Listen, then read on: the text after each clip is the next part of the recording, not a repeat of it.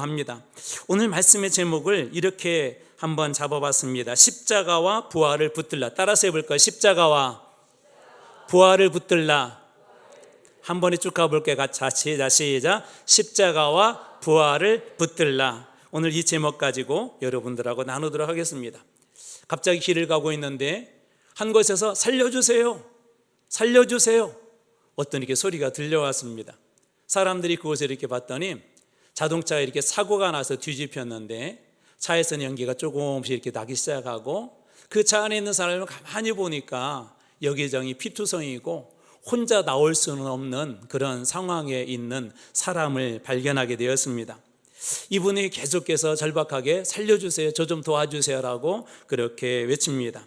사람들이 여기저기에서 모여들기 시작했죠. 그때 어떤 사람이 걱정하며 이렇게 이야기를 합니다. 어떻게 젊은 사람인데.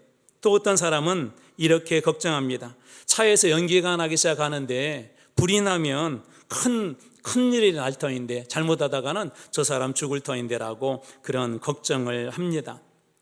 우리 삶을 살아가다 보면 누군가가 어려운 일들을 당하거나 힘든 일들을 만날 때 우리도 그렇게 걱정을 해주면 그 사람에게 도움이 됩니다. 그러나 어떤 것들은 그 사람에게 단순히 걱정을 해주는 것으로 해결되지 않고 걱정만 하고 생각만 한다면 그 사람은 어쩌면 더 큰 절망으로도 떨어질 수 있습니다. 그렇기 때문에 오늘 지금 이 사람에게 필요한 것은 수많은 걱정도 필요하지만 걱정보다 필요한 것은 빨리 행동하고 그 사람을 차에서 꺼내도록 도와주는 것일 것입니다. 왜냐하면 그는 스스로 차에서 나올 수 없기 때문에 그렇습니다. 그대로 두면 어떻게 될까요? 우리는 어제 두 절의 중요한 말씀을 나눴습니다. 첫 번째로는 모든 사람이 죄를 범했다. 어느 누구나 예외 없이 모든 사람들이 다 죄 가운데 있대요. 그런데 문제는 뭐냐면 죄가 거기서만 끝나면 괜찮은데 죄의 값이 사망이라고 합니다. 죄를 그대로 놔두게 되면 다 죽는다고 합니다.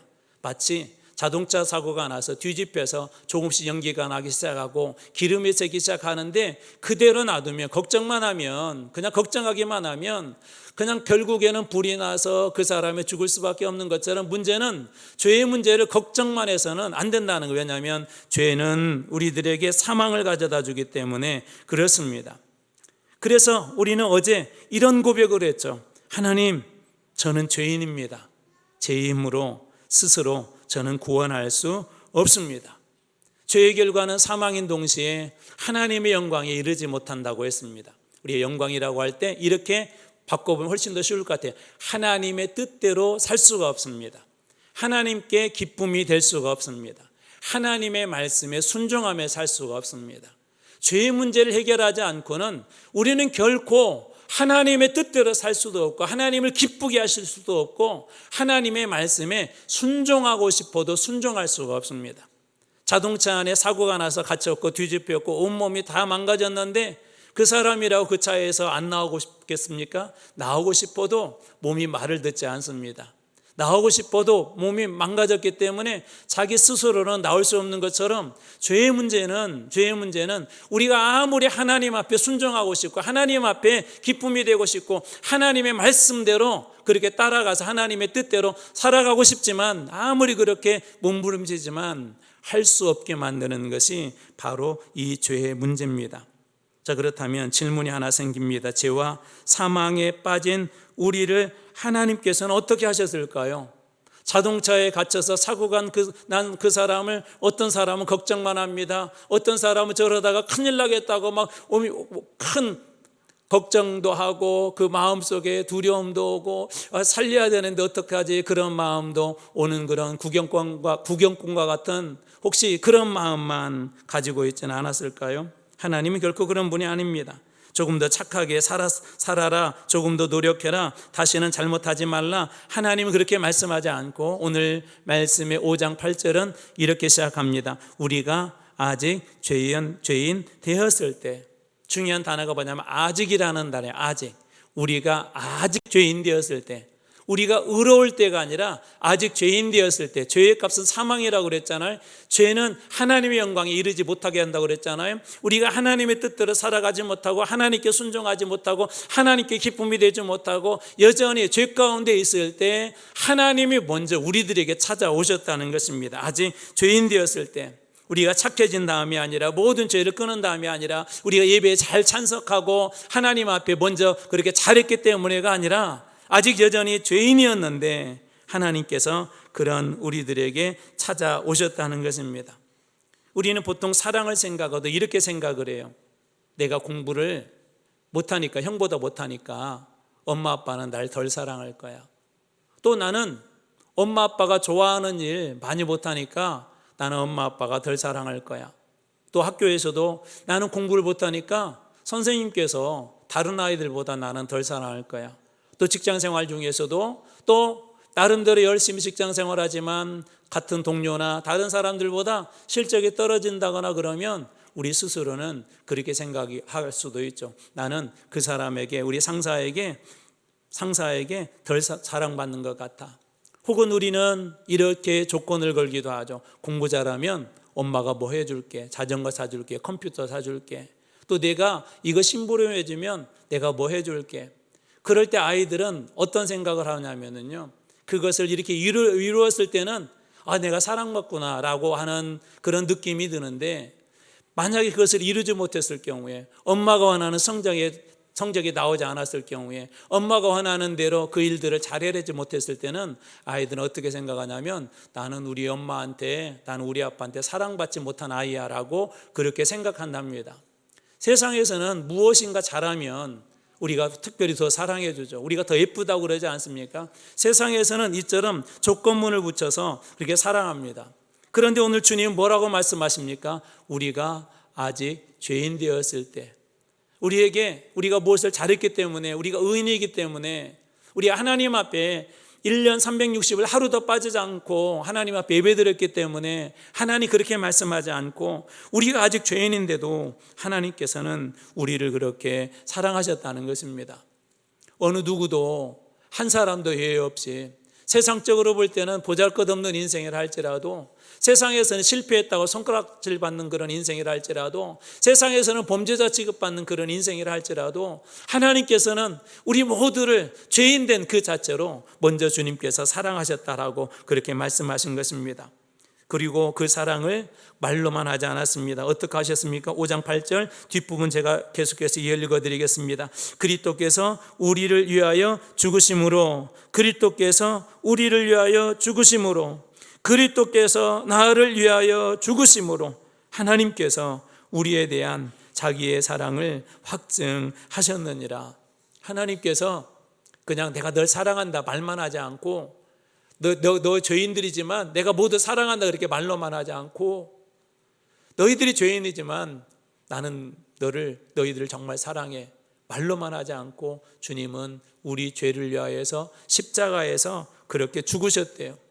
그리고 주님께서 정말 우리를 얼마나 사랑하시는지 그것을 통해 보여주셨다는 것입니다. 그 말이 자기의 사랑을 확증하셨다, 우리에 대한 자기의 사랑을 확증하셨다는 거예요.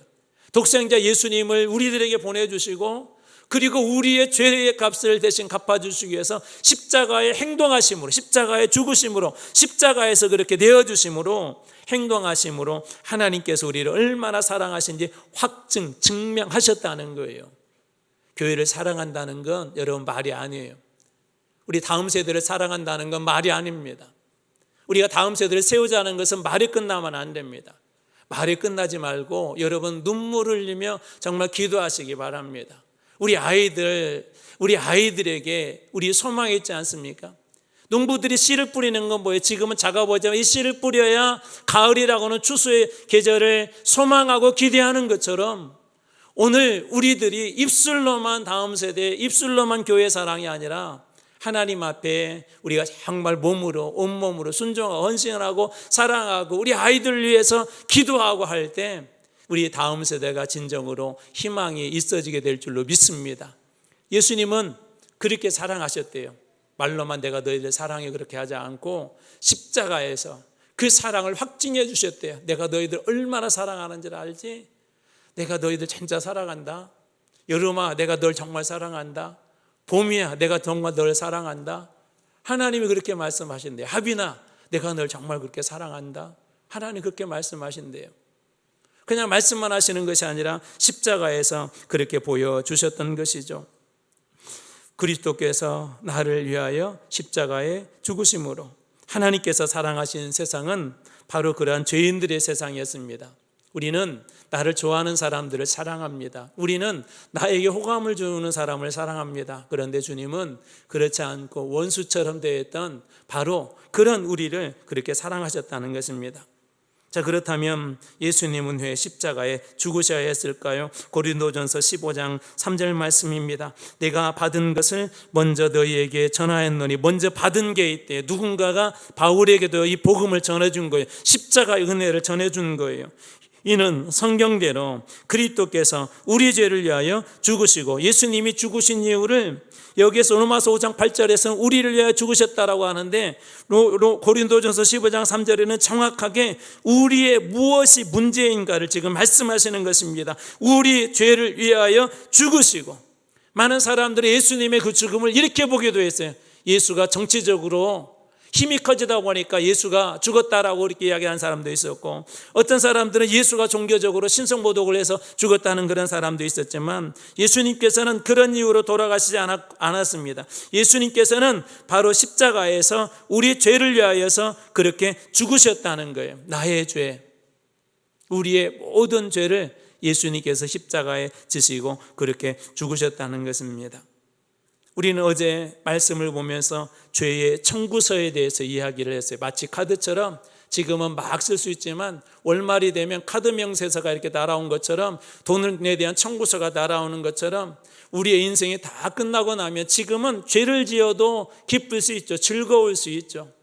막 누군가를 욕하는 게 그게 행복일 수도 있죠. 누군가에게 나쁜 짓을 하는 게 나에게 이득이 될 수도 있죠. 그러나 언젠가 우리의 인생의 마지막에 다 끝났을 때 하나님 앞에서 우리는 청구서 한 장들을 다 받게 될 것입니다. 어떤 사람에게는 영생이라고, 어떤 사람에게는 멸망이라고, 어떤 사람에게는 사망이라고.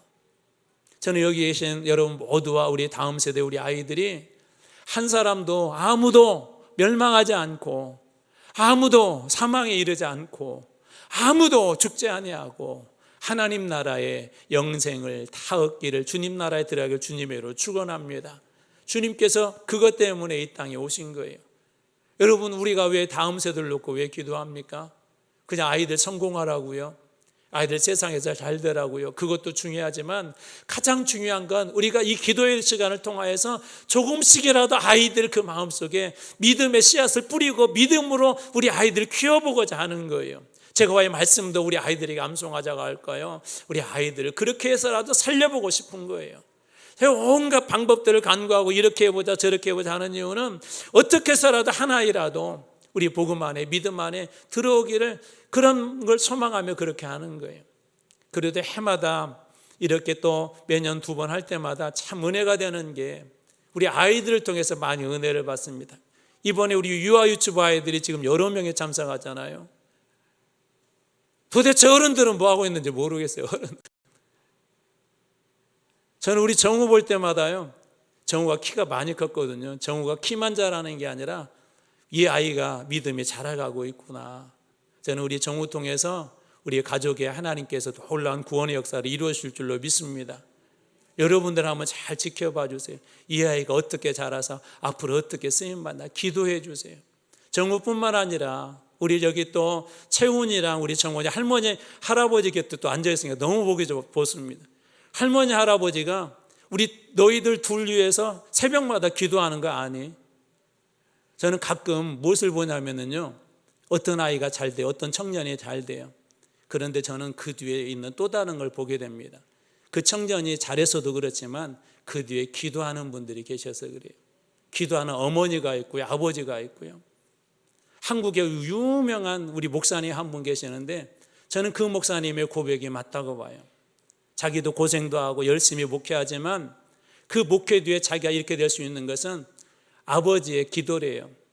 그 아버님이 정말 금식 기도 여러 번 하고 그러다 돌아가셨거든요. 자식들을 위해서 기도하신 분이시거든요. 여러분, 기도하는 자녀는 결코 실패하지 않습니다. 말로 내가 너를 사랑한다가 아니라 여러분 기도로 사랑하시기 바랍니다. 아이들 믿음으로 품어주고 사랑하시기 바랍니다. 기도하는 자녀는 결코 실패하지 않습니다.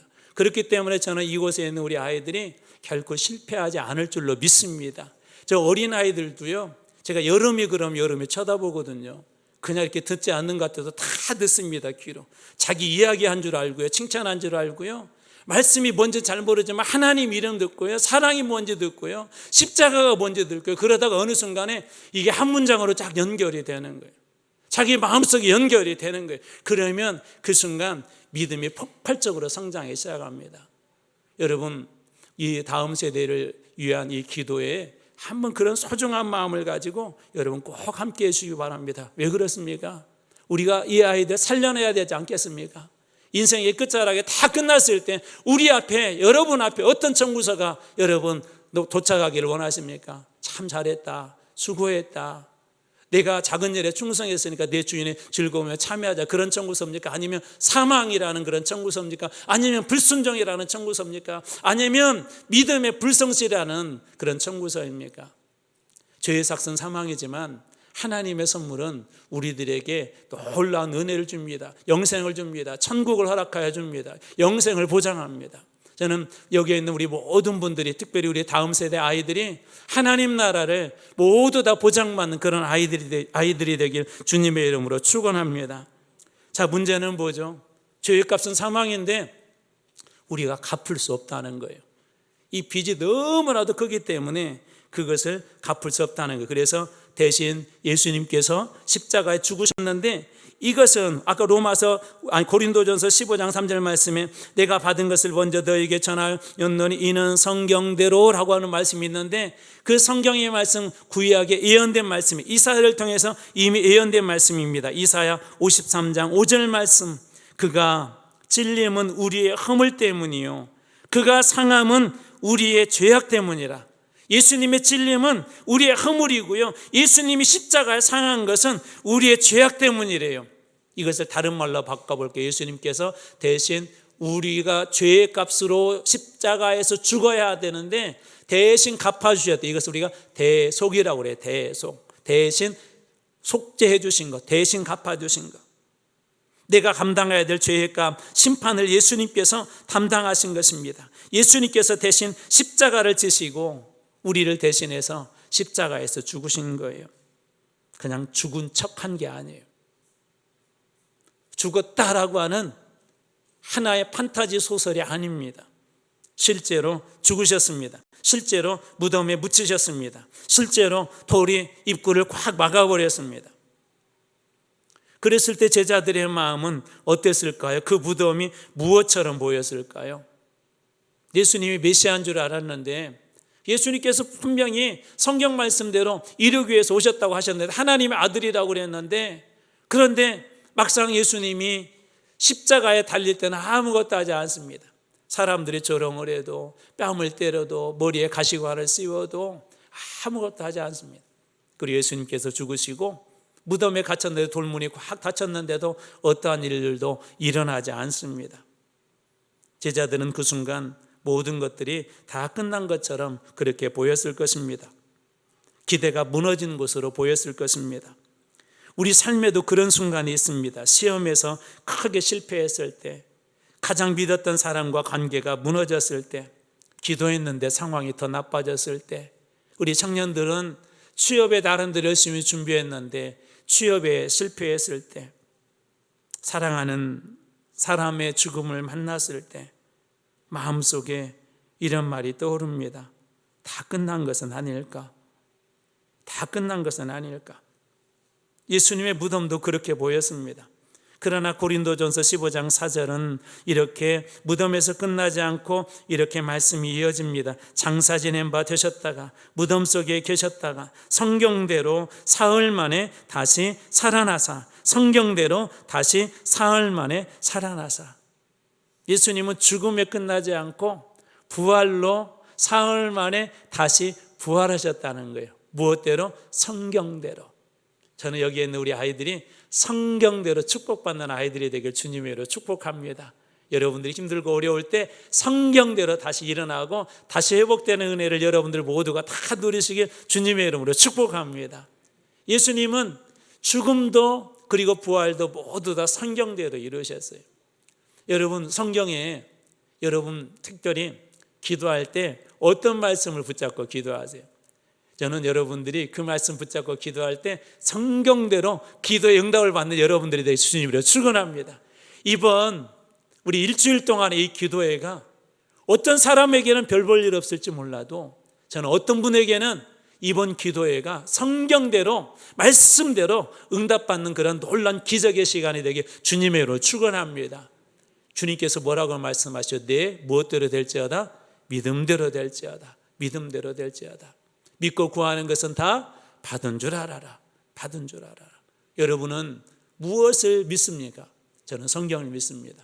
그리고 그 성경대로 반드시 하나님의 역사도 일어나게 될 줄로 믿습니다. 그래서 예수님은 죽음으로 끝나지 아니하고 성경대로 다시 사흘 만에 부활하십니다. 아니 부활하셨을 뿐만 아니라 지금도 살아계십니다. 그래서 여기에 살아나사라는 표현이 뭐냐면요, 지금까지 계속 되어지는 거예요. 그러니까 그냥 주님이 한 번 살아나는 게 아니라 지금까지도 계속 살아계신다는 것입니다. 실제로 다시 살아나신 것이죠. 인간의 힘으로 할 수 없는 것이 죽음인데 그 죽음은 누구도 피할 수 없는 것이 죽음 아닙니까? 대통령도 돈 많은 사람도 피할 수 없습니다. 진시황과 같은 그런 황제들도요, 전 세계를 지구를 다 가졌다 할지라도, 어떤 사람이 가졌다 할지라도 그런 사람도 죽음을 이길 수 없습니다. 결국 죽음 앞에 다 서게 됩니다. 그런데 예수님 어떻게 하셨습니까? 그 죽음의 무덤의 문을 주님은 활짝 여셨어요. 여러분 무슨 얘기예요? 우리의 인생에 죽음 같은 그런 문제도 누가 여실 수 있다는 거예요? 주님께서 여실 수 있다는 거예요. 여러분 인생에 정말 힘들고 어려운 그런 절망의 문제들, 내 인생이 이렇게 무덤 같냐, 내 인생이 이렇게 막 썩은 냄새가 나냐, 내 인생은 왜 이렇게 절망적이냐, 그럴 때 이 부활의 사건을 기억하시기 바랍니다. 주님에게는 죽음은 아무런 의미가 없습니다. 주님은 그 모든 것들을 다 깨트릴 수 있는 분이 바로 우리 주님이시기 때문에 그렇습니다. 자, 그래서 바울은 우리들에게 또 다른 교훈을 하나 주는데, 부활이 얼마나 중요한지 고린도전서 15장 17절에서 이렇게 말합니다. 그리스도께서 다시 살아나신 일이 없으면, 부활이 없으면 너희의 믿음도 헛되고 너희가 여전히 죄 가운데 있을 것이요. 그러니까 기독교에서는 부활의 문제는 아주 중요한 거예요. 부활이 없으면 우리의 믿음도 헛된 것이래요. 우리가 지금까지 열심히 예수 믿는다고 믿었는데 부활이 없으면 헛된 것이라고 그렇게 이야기를 합니다. 그래서 이것을 이렇게 한번 정리해 볼 수 있을 것 같아요. 부활이 없으면 복음도 없습니다. 부활이 없으면 여러분 복음도 없습니다. 십자가와 이 부활은 항상 그래서 같이 붙어 다닙니다. 부활하심으로 죽음이 예수님을 붙잡지 못했다는 것들이 이게 드러나는 것이죠. 자, 그렇다면 이제 다시 한번 처음 질문으로 한번 돌아가 보겠습니다. 자, 우리는 모두 다 죄인이고 어느 누구도 이 문제를 해결할 수 없는데, 죄와 사망에 빠진 우리를 하나님께서는 어떻게 사랑하셨습니까? 야, 힘내, 열심히 해, 그렇게 말씀으로만 하지 않고 우리가 아직 죄인 되었을 때 그 사랑을 보여주셨을 뿐만 아니라 행동으로 십자가에서 보여주신 것이 바로 우리 주님의 사랑이었죠. 그리고 주님은 장사 지낸 바 되었다가 무덤에서 끝나지 않고 성경대로 다시 살아나셨습니다. 그래서 오늘 하나님께서 우리에게 주신 은혜는 이런 거예요. 한번 잘 들어보십시오. 하나님께서 아직 죄인인 우리를 사랑하셔서 그리스도의 십자가와 부활로 우리를 구원하셨습니다. 다시 한번 읽어드릴게요. 하나님께서 아직 죄인인 우리를 사랑하셔서, 아직 죄인이에요, 의인이 아니라 그리스도의 십자가와 부활로 우리를 구원하셨습니다. 우리 같이 한번 한 목소리 읽어볼까요? 다시 시작. 하나님께서는 아직 죄인인 우리를 사랑하셔서 그리스도의 십자가와 부활로 우리를 구원하셨습니다. 이것이 복음이에요. 우리 하나님의 사랑에 시작한다고 그러죠. 하나님은 우리를 사랑하십니다. 어떤 우리를 사랑해? 죄인된 우리를. 문제는 뭐라고요? 우리는 그 죄 때문에 사망에 이를 수밖에 없고 하나님의 영광에 이를 수밖에 없는데, 무엇이 복음이라고요? 아직 우리가 죄인 되었을 때 그리스도께서 우리를 사랑하셨는데 어떻게? 말로가 아니라 십자가로. 그리고 어떻게 승리하셨어요? 부활하심으로 승리하십니다. 그래서 십자가는 사랑의 증거라면 부활은 승리의 증거예요. 더 이상 죄와 사망에 얽매이지 아니하고 이 우리 모두도 죄와 사망의 권세를 깨뜨리고 예수 그리스도뿐만 아니라 우리도 이겼다는 바로 그 증거가 바로 이 부활의 사건입니다. 그래서 십자가는 주님의 사랑의 증거라면 부활은 승리의 증거입니다. 한번 이렇게 따라서 해볼까요? 십자가는 사랑의 증거라면 부활은 승리의 증거입니다. 무엇으로부터? 죄와 사망으로부터. 더 이상 그것에 묶여 있을 필요가 없다는 거예요. 더 이상 그것에 묶인 존재가 아니라는 것입니다. 우리는 첫 시간에 하나님이 세상을 이처럼 사랑하사 할 때 그 세상은 멋진 풍경이 있는 세상이 아니라고 그랬어요. 그 세상은 죄인들의 세상이었었고 그 죄인들의 그 모습, 죄의 모습이 무엇인지 두 번째 시간 로마서 3장 23절과 로마서 6장 23절 말씀을 통해서 여러분들에게 나누었습니다. 그 값이 사망이고 하나님의 영광에 이룰 수 없고 하나님의 뜻대로 살 수도 없고 하나님의 기쁨이 될 수도 없고 그 결과 우리 모두는 사망에 이를 수밖에 없다고 그랬죠. 나무가 잘려서 잠시 동안 살아있는 것 같지만 그 죽은 나무가 되는 것처럼 우리는 그런 존재라고 그랬죠. 그런 죄인된 우리에게 우리가 하나님을 찾아갈 수도 없고 죄로 우리는 죽을 수밖에 없는데 주님께서 찾아오셨다는 거예요. 예수님을 우리에게 보여주셨다는 것입니다. 그렇기 때문에 우리는 그 십자가를 바라볼 때마다 이것을 꼭 기억하십시오. 하나님은 나를 이렇게 사랑하셨다. 십자가의 사랑으로 사랑하셨다. 하나님께서는 당신의 아들 독생자 예수님의 모든 것들을 다 우리에게 내어두시고 십자가에 죽기까지 주님께서 우리를 사랑하셨다는 것입니다. 십자가의 죽음이 나를 향한 하나님의 사랑이라는 것을 여러분 꼭 기억하십시오. 십자가를 볼 때마다 저건 나를 향한 사랑이야. 어느 주일학교 아이가 엄마 아빠하고 어른 예배에 이렇게 참석을 했대요. 주일학교는 십자가가 없었는가 봐요. 그 아이가 저 십자가를 바라보면서 아빠에게 묻습니다. 아빠, 저게 뭐야? 아빠가 멋지게 설명을 해요. 야, 저건 더하기표란다. 더하기표. 우리의 인생을 죽음이 아니라 사망이 아니라 생명으로, 우리의 인생을 무덤이 아니라 부활로 새롭게 더해주는 하나님의 사랑의 표시가 바로 저 십자가다, 그렇게 아이에게 알려주었다고 합니다. 십자가를 볼 때마다 여러분들에게 고통이 아니라, 고난이 아니라, 왜 나에게는 이런 고통이 있지? 왜 나에게는 이런 고난이 있지? 라고 생각하는 그런 절망적인 십자가가 아니라, 십자가를 볼 때마다 우리 주님의 사랑을 여러분 모두가 깊이 만나길 주님의 이름으로 축원합니다. 바삐 살다 보면 잃어버릴 때가 있어요. 무엇인가 한다고 갔는데 내가 지금 뭐하러 왔지? 주방에 가서 무슨 그릇을 하나 찾는다고 왔는데 무슨 그릇을 이렇게 찾으러 왔지? 저는 그런 얘기도 들었습니다. 오래전에 아주 유명한 여배우신데 그분이 집에서 손님 대접을 한다고 이렇게 장을 보러 갔대요. 택시를 타고 장바구니를 이렇게 막 내리고 열심히 문으로 가는데 아주 귀중한 하나를 잃어버린 게 생각났답니다. 차 속에 아이가 자고 있었는데, 택시 쪽에 자고 있었는데 보내버린 거예요. 불이 났게 다행히 쫓아갔더니 이 택시가 백밀러로 보고, 기사가 보고 이렇게 아이를 내려줬다고 합니다. 이분이 또 이런 고백도 하더라고요. 어느 날인가 열심히 자동차 키를 찾았대요. 도대체 어디냐 30분 동안 찾았는데 어디가 모르겠어요. 그때 아들이 막 들어오대요. 야, 자동차 키 어디에다가 놓았는지 못 봤냐 그랬더니 그 아들이 기가 막히게 이런 얘기를 합니다. 엄마 손에 있잖아. 자기 손에 들고 30분 동안 찾는 거예요.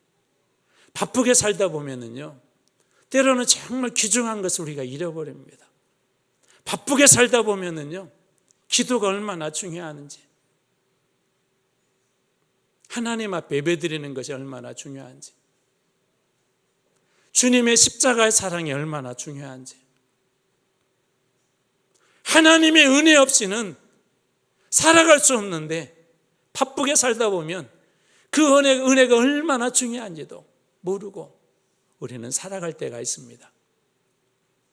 그래서 종종 이렇게 기도해야 하는 이유 중에 하나는 뭐냐면 다시 잃어버린 그 생각들을 붙잡자는 거예요. 여러분 오늘 이 저녁에 오늘 여러분들 기도하실 때 한번 그렇게 간절함으로 한번 기도해 보지 않겠습니까? 한나의 어머니가 사무엘의 어머니가 간절히 기도한 것처럼 에스더와 모르드게와 유대의 민족들이 죽음 앞에서 살려달라고 하나님 앞에 간절히 기도한 것처럼 죽어가는 딸아이 때문에 그 딸아이를 살리기 위해서 예수님 앞에 그 아이를 살려달라고 간절히 기도했던 어느 아버지처럼 오늘 이 저녁에 한번 그렇게 주님 앞에 매달려 보지 않겠습니까? 놀라운 사실은 하나님께서 우리 모두를 사랑하신다는 사실입니다. 죄인된 우리가 이미 죄인 되었을 때, 아니 우리가 의인이 되지 않은 그런 상태부터 살아가신 우리 하나님께서 오늘 여러분 한 분 한 분의 그 기도 가운데 주님께서 붙잡고 있는 그 복음과 붙잡고 있는 말씀과 그 약속 가운데 오늘 이 저녁에 반드시 응답해 주시는 이 저녁이 되길 주님의 이름으로 축원합니다. 여러분 꼭 다시 붙잡아 주십시오. 어떤 사람들에게 십자가의 도가 미련한 것처럼 보일 수 있지만 오늘 이 저녁에 그 십자가의 사랑이 다시 깨달아질 때 여러분들에게 십자가의 복음으로 말미암아 다시 회복되어지는 놀라운 저녁이 되길 주님의 이름으로 축원합니다. 우리 고린도전서 1장 18절 말씀 같이 한번 우리 기도를 하겠습니다. 같이 한번 읽습니다. 시작. 십자가의 도가 멸망하는 자들에게는 미련한 것이요 구원을 받은 우리에게는 하나님의 능력이라. 십자가의 도가 멸망하는 자들에게는 어떤 것이라고요? 미련한 것이지만 구원을 받는 우리에게는 하나님의 무엇이라고요? 능력이 됩니다. 여러분 십자가와 부활을 붙잡고 능력 있는 삶을 사시는 여러분들 다 되시길 주님으로 축원합니다. 이제 우리 기도의 자리에 나갈 때 십자가와 부활의 능력을 붙잡고 기도할 때 여러분 기도 가운데 놀란 하나님께서 은혜를 베풀어 주시는 이 저녁 될 줄로 믿습니다. 우리 한번 이렇게 따라서 해보실까요? 자, 예수님께서 내 죄를 위하여 십자가에서 죽으시고 부활하셨습니다. 또 한번 따라서 해볼까요? 예수님의 십자가와 부활의 능력을 붙잡고 살겠습니다. 다시 한번 예수님의 십자가와